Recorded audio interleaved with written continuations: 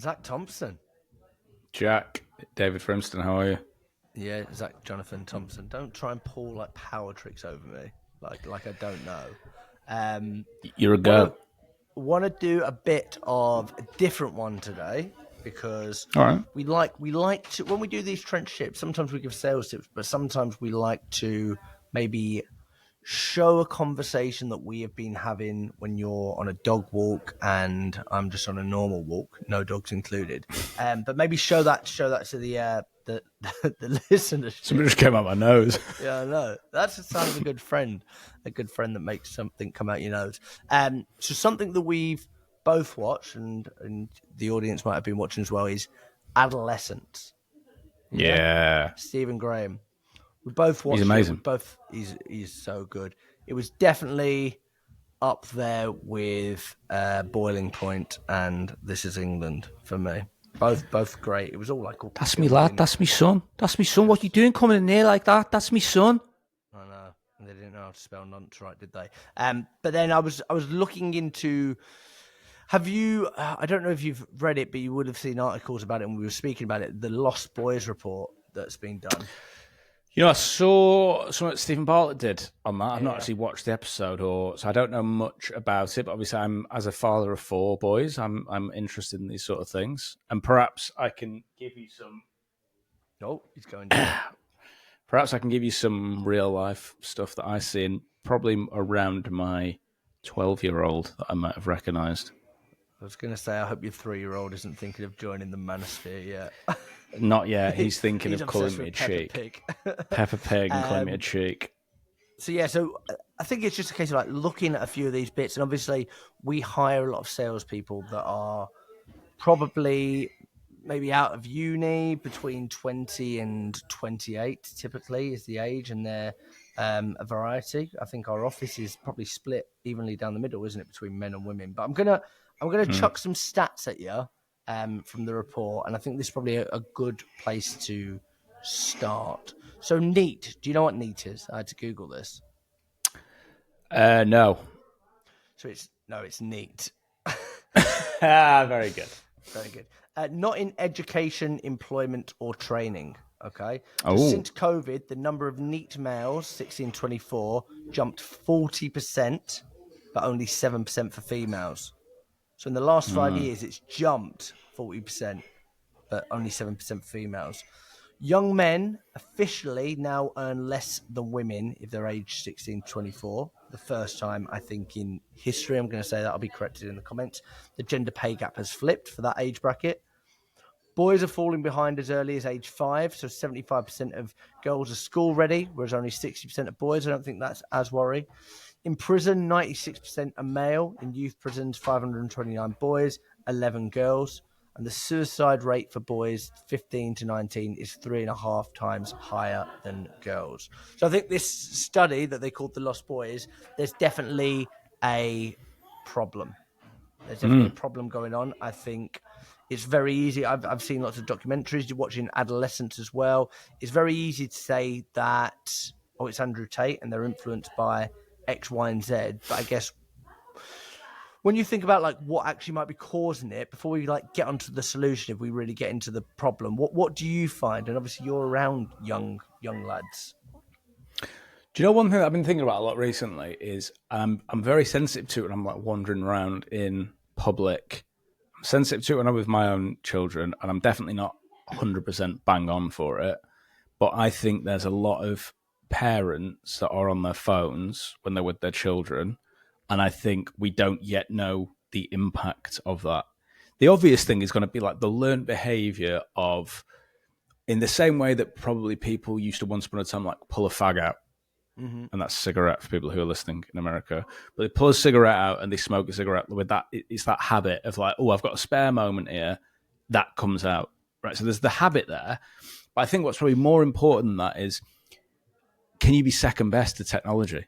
And you probably can. The wiring is probably exists in your brain to still feel second best. So you feel second best to that phone.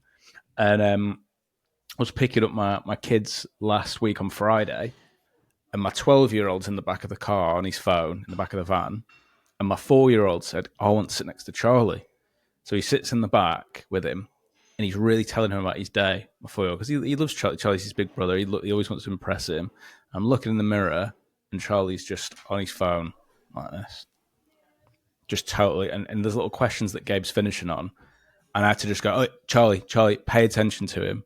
You don't want him to think that you prefer your phone to him and that he's second best to your phone. And he was like, oh, right, yeah, no, you are right. So he got it. He got what I was trying to tell him. He wasn't like grumbly teenager, but that is the society that we're in. And when I watched Adolescence, actually, that was one of the big things that I took away, just how there's that episode when they're wandering around the school, everyone's on the fucking phone. And I think we don't know the impact of it. And so I'm going on a bit of a ramble here, but obviously I interact with a lot of parents.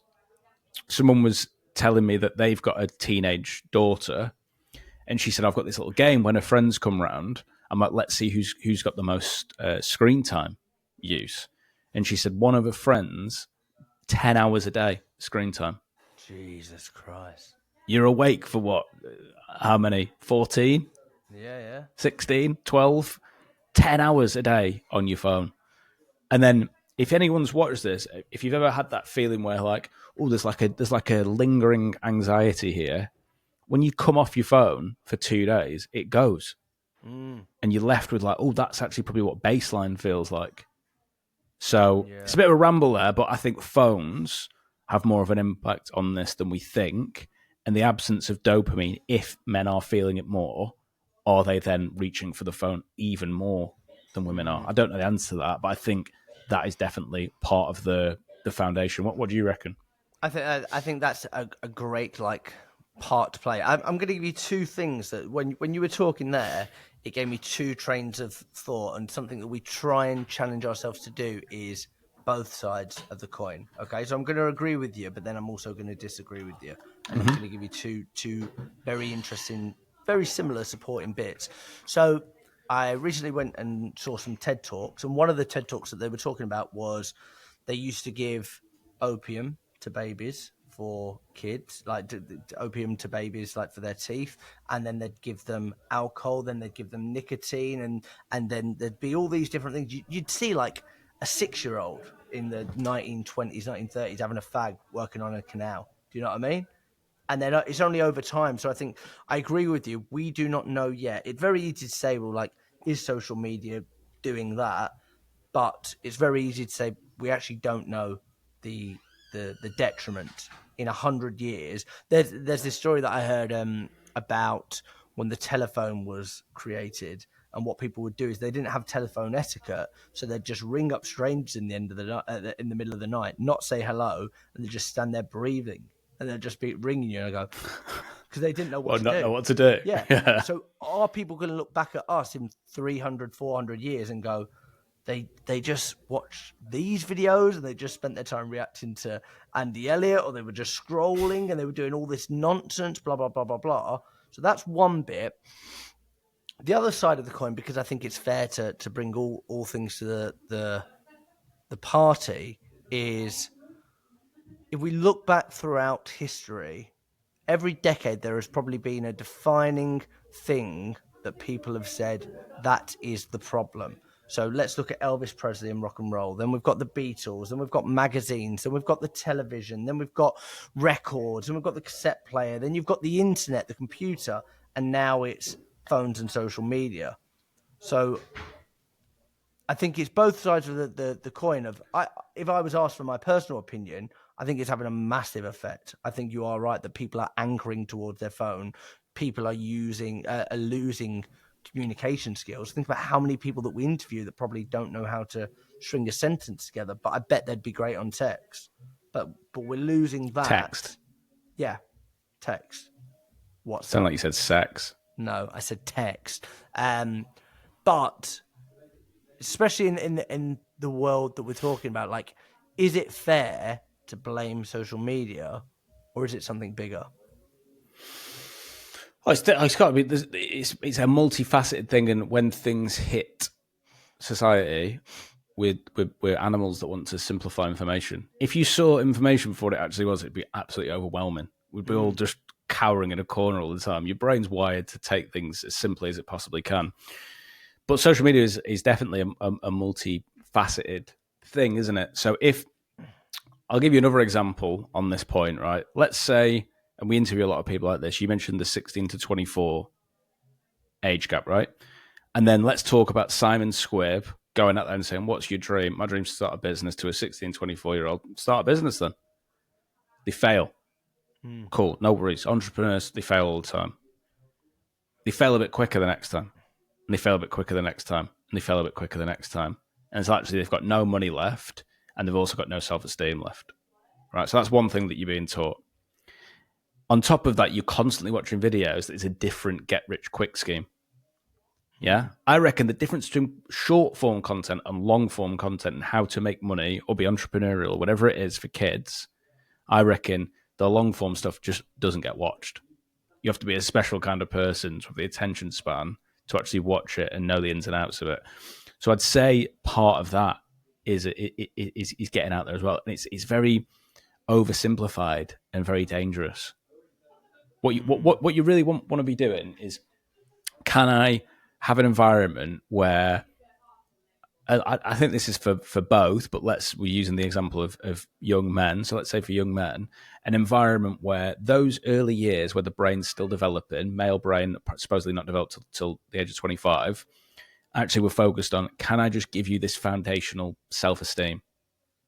What you don't want is, while that early wiring's done, is you have no self-esteem at the end of it. Now, I'm not saying you can't fail, because failure is a very important part of life. But what I'm saying is you can't just fail blindly and learn nothing from it. Fail blindly, right? I'll be a day trader then. Oh, I've done that. I've lost a load of money. Right, I failed at that. I'll set up a multi-level marketing scheme. Oh, I failed at that, and I'm not learning the lesson each time. And then gradually, I'm having no self-esteem throughout it. I think there needs to be more infrastructure around that sort of thing. If you have ambitions to be in business, well, what are the foundational skills you can learn, and actually make it almost a bit harder for people to just suddenly start a business? Do you think as society we've finally reached the point where it's like past? It maybe even felt tribal. Like if you think about the 1960s, 1970s, if you went to Australia, okay, you'd have to like ring back home or like send a letter, whereas everything's so like connected now. We're getting to that point where actually the expectations, like if you think about our parents, I think we were the first in our families to go to university. Okay, so all of a sudden we've done that, but now you've got so much access. There's a bit of this paradox of choice, great book by Barry Schwartz, who talks about like you go into Levi's and it used to be, do you want jeans, do you want them to be blue or black, whereas now you go into the Trafford Centre, think of how many stores there are, how many different kinds of jeans, how many different colours. It's overload of choice that actually we feel there was definitely, I think there was probably maybe more of an acceptance or a satisfaction of expectations. If you grew up in a mining town and your father was a miner, you probably knew that you would be a miner and you was okay with that. And there'd be one rogue entrepreneur who would exceed that. And I'm not saying that mental health, the conversation around mental health these days is brilliant because people are talking about it. But as we know, the happiness equation in life is meeting expectations. So is it a case of, okay, the expectations are now in life, you can do anything, okay? There are no barriers anymore. There are no, like, if you wanted to work in fashion, you had to have been born in a Chelsea postcode and know someone. Actually, now there are no barriers. You want to be an actor, you want to be a musician. There are so many case studies that anybody can do anything. So all of a sudden, we're setting the bar so high that we fall and we don't hit it like you were saying, and then all of a sudden that's bringing our and for maybe I don't know this, so this is a sweeping statement, so I'll say it, but like maybe women are more rational with it, but men maybe can't understand why. And if I was upset, frustrated, and I wanted to blame something because we have a self-serving bias where actually it's never our fault, it's always going to be somebody else's fault, who am I going to blame? Well, maybe it's easier to blame women. Well, let's keep on with that. So that bit that you've used there, we could take it to a really vulnerable example, can't we? So me and you are from a generation, and our parents were, and their parents were, where I remember really fancying someone at high school, asking them out. They said no, getting a bit of ridicule, and the ridicule goes for a bit of a cycle and it ends. It feels a bit cruel. You learn a lesson, you build a bit of a tolerance to like, that was horrible and I can probably do it again. And maybe if I have a couple of beers on the school field, I can do it again. Fine. Yeah, you know, there's those sorts of things. Now, what I'm seeing with like my 12-year-old is one of his friends can do something like that, and it just hits the WhatsApp group, and it's relentless. It just does not stop. I was talking to one of the school mums the other day about how is their daughter getting on, and their daughter's like a bit more of a tomboy. She's got like short hair and stuff. Really sweet girl. So I was asking from like a genuine like, how's she getting on? Because she's a sweet girl, and she's shaking her head, and she's like, "Oh, they're all in a WhatsApp group. I think several WhatsApp groups with her, so it's coming at her from all angles, saying, why don't you kill yourself? You're like a boy." That's the constant like. But it's what I'm saying is it's not that. I'm not saying we didn't get horrible things said to us at school because we would have done, but they run their course. Whereas this is just like a relentless, like it just doesn't stop. The feedback, and if I'm already addicted to it, I can't get rid of it. Do you know what I mean? So kid, you're not stepping away. You're not rationalizing. You're not stepping away. That's awful, because then you're banishing yourself from the tribe, which is even worse than the rejection. Exactly. So then, am I putting myself out there and having as much conversation, interaction with people in real life as I need to develop as a social animal, or am I doing it behind a screen? And then that's having a cost later on. The cost is probably what you said before around like, who do I blame? Women, because this has been my experience. Or is it a case of I'm just actually too scared to go out and interact through the fear of rejection? Maybe there isn't the hatred there of women, but it's like a bit of a fear. And because of that, I'm not interacting. And now I'm not having relationships. And I'm a lonely male in my bedroom with lots of testosterone. And then I'm watching porn or going down the rabbit hole. Or you can quickly see how if sex is a late teenage, early 20s man's god, in the absence of God, one will be selected for you. You can see how that would happen. Like you will find one, and it might be an Andrew Tate figure. I don't think like we should only blame Andrew Tate, but it might be an Andrew Tate figure. It might be something else. It might be something that's not harmful. It might be something that's really harmful. There's no concrete answer to this, but are we comfortable completely changing the natural progression of a man's life so that the road isn't clear anymore and they have to go and find those things through, search? Yeah, and I think it gets to a scary point from like an AI standpoint where the future is moving quickly. Well, do we need to find people or partners that will talk to us? Whereas actually, the perfect you hear young people, and I've definitely heard it throughout the last 4 years, like running the sales team. You hear the conversations about Hinge and Tinder, and this is what I'm looking for. And we watch Married at First Sight, and it's very tick box and all those things. Where it's like, what if you could just actually tick that box and then put it into AI, and it looks exactly how you want? And yeah, physically you might not be able to be with them and be intimate yet. But what if it gets to a point where you can physically be intimate with them, and we're getting into a real dangerous territory where we're losing things? Or is this the way that the world should be going, and we are the worried parents because our kids are listening to the Beatles? Yeah, exactly. Well, yeah, exactly. You don't know. I think the other thing is, and I'll tread lightly on this one. It's worth saving it towards the back end in case people aren't tuned in at this point. I think there's an angle. Let me think how to word this. There's an angle of elitism when something hits the mainstream, and we know people like this. So is the feminist movement with everyone what it is? And me and you've both got strong women, both raised by strong women. We would want women to have the best. I've got sisters, and like there's no anti women about what I'm about to say, but there is a difference between equality, everyone being equal, and that being the aspiration, and men are bad. There's a huge issue there. It's the same thing if like I was blamed for some atrocity that like a great grandparent did. Just because I'm born doesn't mean that you should tar me with that brush. No. Do you know what I mean? Just because women have suffered equalities doesn't mean it's my 4-year-old's fault for being a boy that's happened. And he shouldn't be raised in a world where he believes that, or that's his fault, or it's not a safe space for him. That's not what equality is.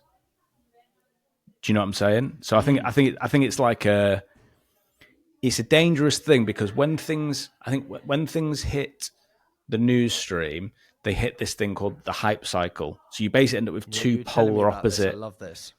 You just basically get two polar opposite extremes where consciousness tends to land. So it goes, right, all men are bad, or it's actually women's fault, right? And those are the two extremes that people are going to end up on. And it divides the tribe. It's easy to divide us. We're tribal animals. The answer is probably something in the middle. It's enough of an issue to be raised, and I agree it's enough of an issue, and change is needed and was needed, and there's been progression, and that's great to see. But it's not a simple enough issue to just think all men are bad. Men have done bad things and treated people badly and treated women badly and stood on them and not let them have opportunity. I agree. But then my 12-year-old hasn't done that. So should he be raised in a world where he's led to believe that it's not appropriate for him to be masculine or wrestle his brother or be loud or boisterous or feminine or do whatever he like? Is there a safe space for him to just be himself, or is it like, oh, I'm actually tarring you with a brush before I've even met you just because you're a man? You are, and there are gender roles as well. Like there are gender roles for a reason of like what is typical, what is atypical, what is not typical. All of these different things.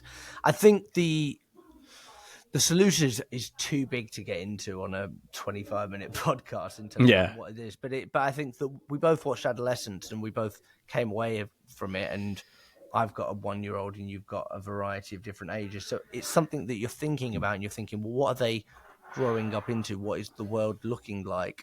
And I do think that good role models is one of the mosaic pieces that fits into that. And it's not to say that Andrew Tate is a bad role model. That's not what I'm saying. Like you can't say one person is good or bad. Are they more bad than they are good? Then that's down to public opinion. But I think it's about like, I also don't think the good role model isn't somebody that Simon Squibb, everybody can be an entrepreneur. Like I think that there's that middle and that middle bit. And I think that like they say charity starts at home, but like who are the good role models at home? Who are the men that aren't afraid to listen to girly pop? Who are the men that aren't afraid to talk about their emotions and say how they're feeling? And I think it all starts with an honest conversation of, I feel this because of this. And this is where like our therapy sales techniques can come in, and having good role models around them to challenge them and say, well, why do you feel like that? I thought that the episode 3 with the therapist or the doctor was incredible. Just like really trying to understand. And I think I'm sure that people listening to this episode aren't those kind of people, but like before we just go in and judge, oh, boys are X because of X, it's just trying to have empathy and understand like, okay, well, contextually, I'm sure that there's lots and lots of moving pieces depending on the situation. Why did you end up where you ended up? One of the rules we've put in place is there's the obvious like screen locking thing, but there are ways around that. If you go on YouTube, like kids have got ways around that. You can do like screen sharing with your mates and stuff. But one of the things we've got is just you can't. It comes downstairs at a certain point of the night. Like Charlie, our 12-year-old, the next one in line hasn't got a phone yet, thankfully. But he brings his phone down an hour before bed, and he takes a book up and he reads his book. And there's no phone, and the phone you're not having it till the morning. Apparently, the biggest problems that occur are when people are going to bed with their phone. Kids are. I can imagine the lights on all night because it's just endless. Like we've never had access to so much information. So if your brain is so impressionable, mate. I mean, I'm sure the audience could guess in the comments, but if you give 14-year-old versions of me and you endless information on the internet, I don't think we'd be leaving the house for weeks. Exactly. So much to unpack, but I thought a bit of a different episode today, just to like talk about something that's probably like a bit relevant. It'd be good to hear Something there to cancel us for, I think. Yeah, definitely something that you said. Definitely. If you watched Adolescence, let us know. Any tasks? Anything for us, Mr. Thompson? I don't think on this one. I don't think it needs a task. Let's not be kind to yourself. That's all I'm going to ask you to do. That's what I'm going to say, and put it in the comments how kind you were to yourself. Thank you. Take care, guys. Cheers, guys. She's in the house.